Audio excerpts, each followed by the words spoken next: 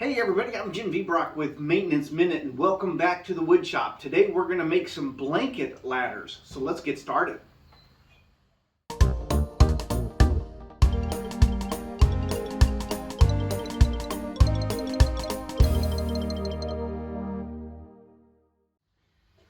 Okay, today's project is going to be a lot of fun. These blanket ladders have been really popular ever since the farmhouse movement began.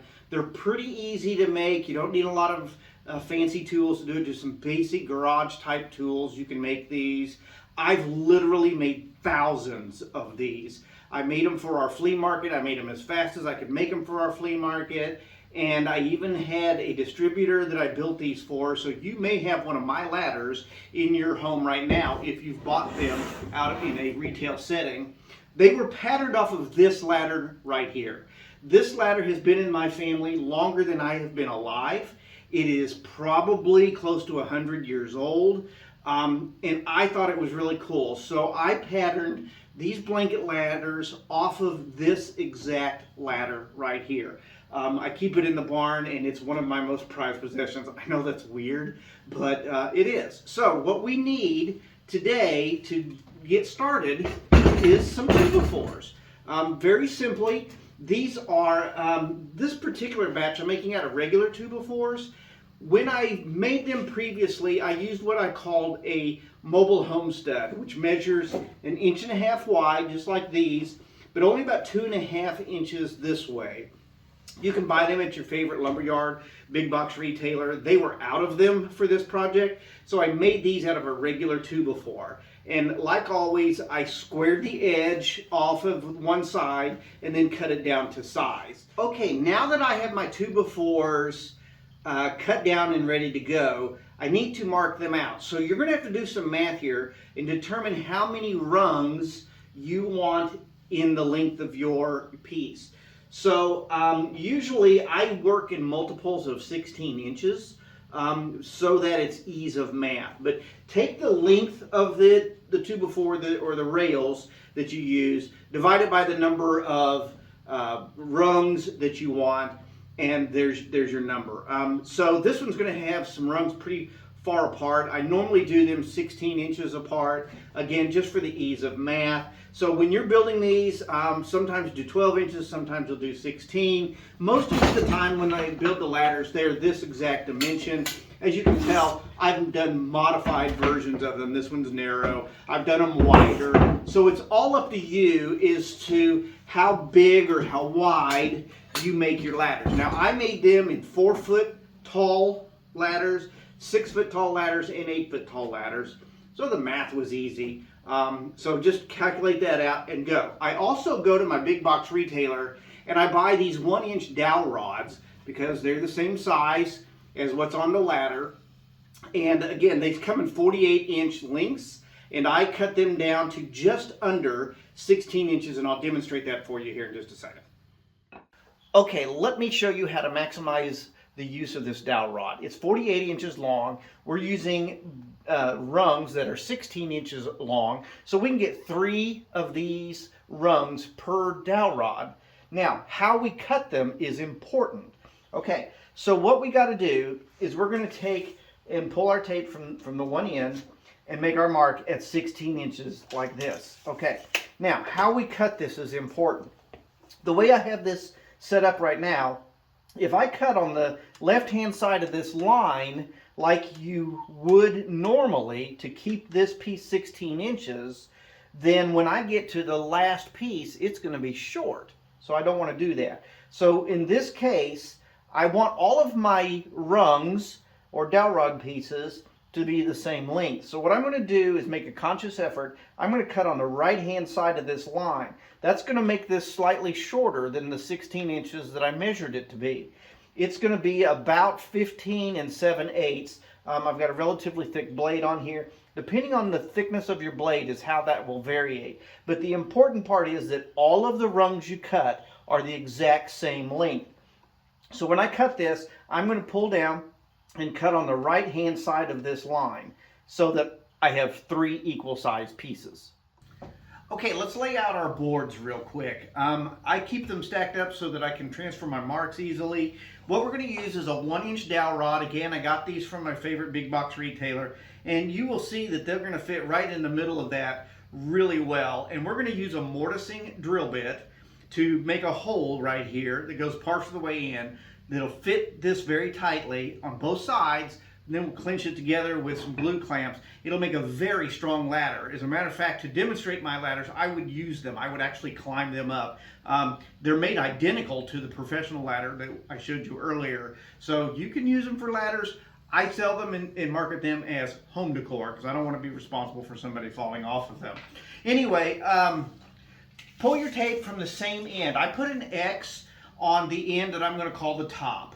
And I do that so that as I transfer my marks down through here, they're all the same way. If you happen to get one inverted, then you could possibly be off. Even if it's a 1/16 of an inch or so, that rung's going to look crooked, and you don't want that at all. So I pull my tape out here, I find my 16-inch mark, and I put a line right there. Then I will transfer. Now mind you, these are flush on the end. Do the same. Take a speed square or some kind of square and draw a line all the way across for those two. And I'll do this every 16 inches all the way down, or whatever mathematical equation you use. Now, find the center part. These are actually 3 inches. This is for a special project I'm doing. Normally I use the mobile home studs so that I don't have to modify them. They're 2.5 inches. Find the center point on whatever width you use for your rails and make you a mark right here. Now that gives you a little X, and you do that on both boards. That gives you a little X, and that's where you're going to put your mortising bit when we go over to the drill press here in just a second.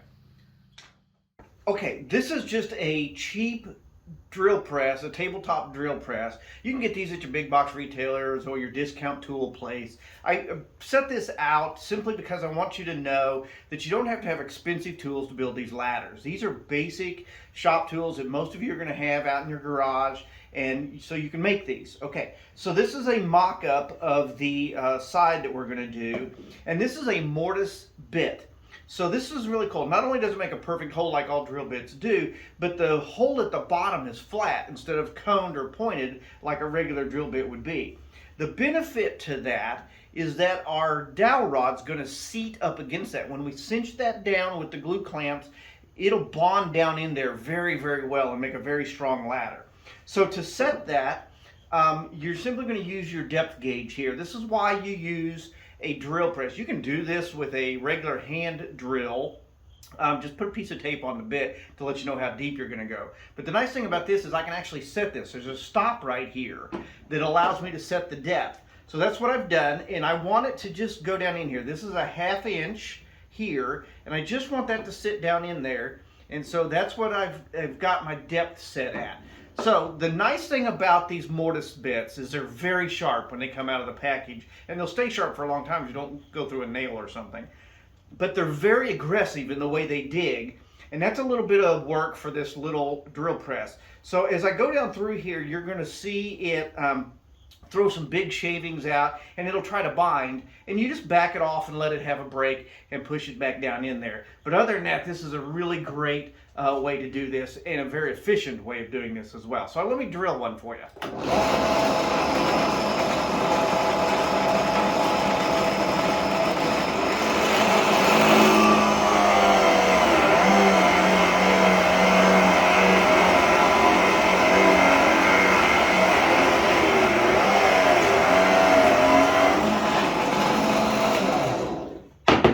Just like that.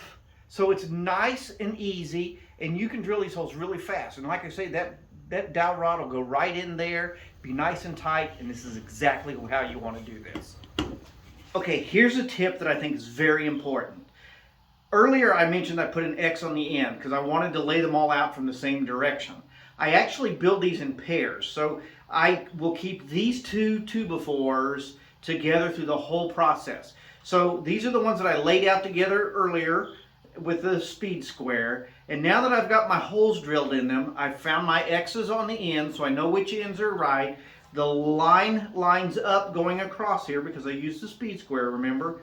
Now to keep these together as a mated pair forever, I'm going to write down inside this hole number 1. or whatever number it is, number 2, 5, whatever, so that two things. One, it shows me which end's up, okay, because when we go to sanding these, this X will disappear. But I'm not going to sand down in this hole. So from now on, all the way up to the time where I glue these together, I'll be able to identify these two boards together, these two ends together. They'll be lined up all the way down there.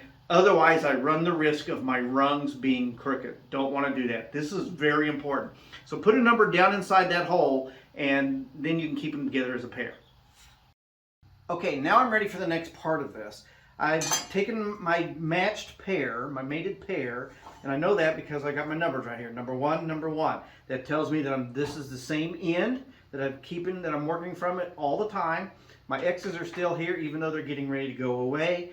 So the next thing I'm going to do is take my tape measure and make a tick mark at 1 inch. That's 1 inch from the end down there.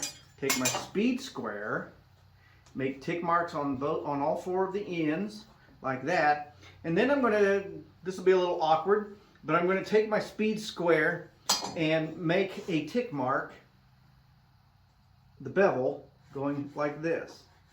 I'm going to do that on all of these pieces because we're getting ready to round them off.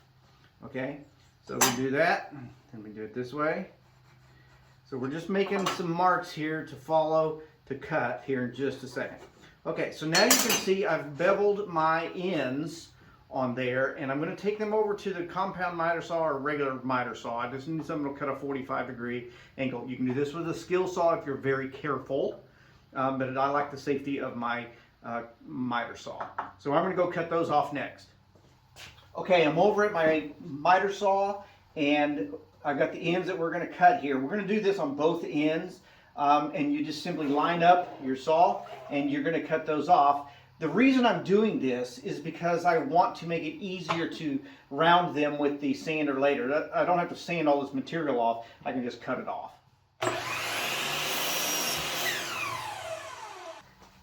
Okay, I've come over to my belt sander. I've got a couple of these around the shop. I have different grits on the different ones so I don't have to change them from time to time. This is an aggressive one. This is about 80 grit. It will chew this pine up pretty quick and easy.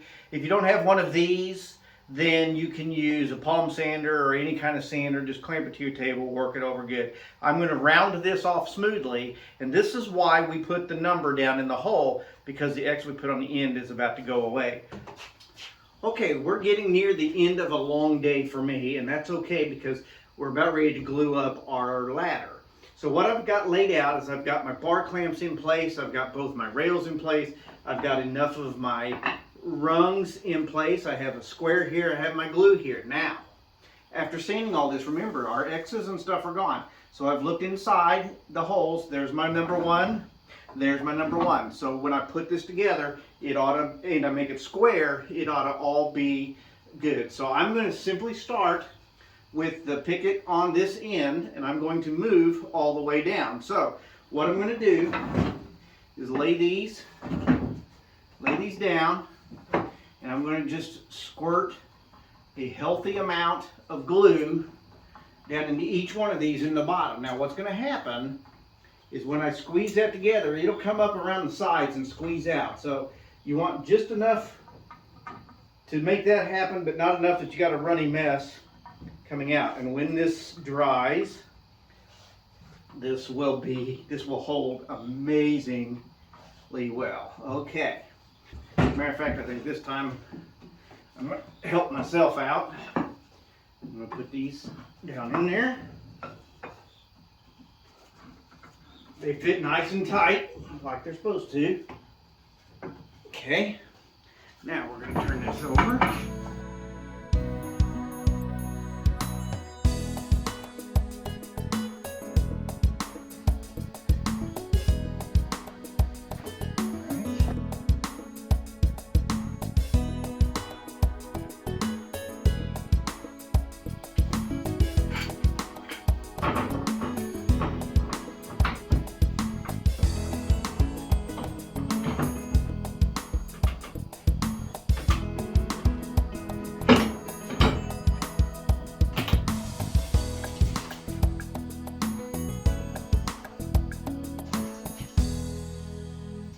Okay, we're basically done. All we've got to do is let this ladder lay in these clamps for at least 30 minutes. I would prefer you do it overnight.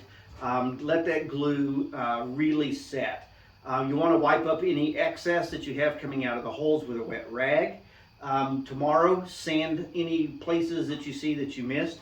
Before you go, though, you need to check it for squares. So get you a square of some kind, lay it in there amongst them rungs, and make sure that they're all square. If they're not, release the clamps, tweak it however you need to, and then reset it. You have to have it square, and I mean, there's no room for error here because you'll be able to see those rungs running downhill. So I've got 4 of these to build, and so I'm going to get back to work. If you like these types of videos, please subscribe to the channel and check out my other videos. There is a lot of woodworking videos there, and lots of arts and crafts, things that you might like. So subscribe to the channel, ring the little notification bell, and give me a thumbs up. And as always, feel free to comment as well. Thanks for watching.